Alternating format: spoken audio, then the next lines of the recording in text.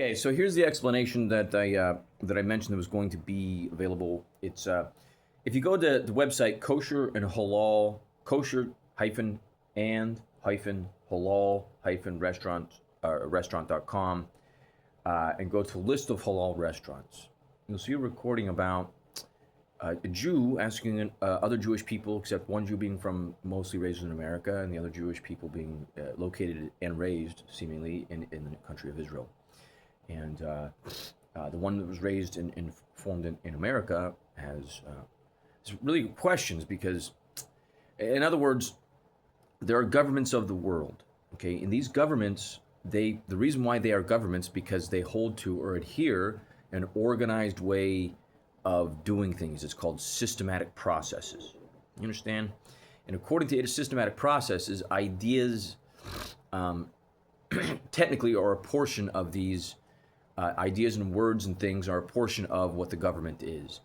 And there are things, any idea or words of that, there are the antithesis of those ideas and words and systematic processes that are a portion of the governments, of various global governments.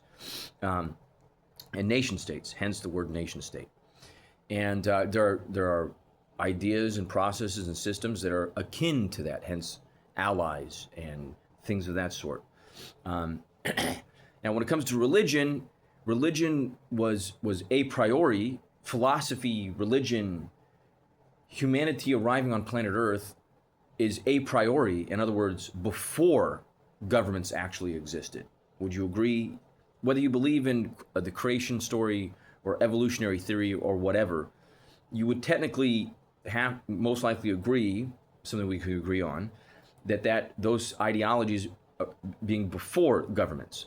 In other words, religion is kind of like, I'm not going to say above, if you want to describe it that way, or is before those things. Its explanation is taking too long.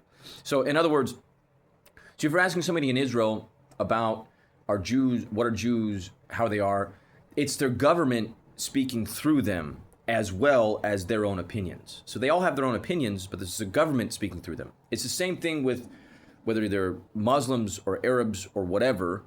A lot of times it's their government speaking through them as well as the religion. So it's shaping their perceptions and how they think about things. With that said, if you view a subjugated Jew who's Orthodox living in Israel, and a terrorist, so to speak, from another country, from Palestine or Iran, comes along and quote unquote causes the government damages, the true religious ones are actually being freed by what the governments would say terrorists. It's a radical way to think about things. And anyways, until next time, over and out.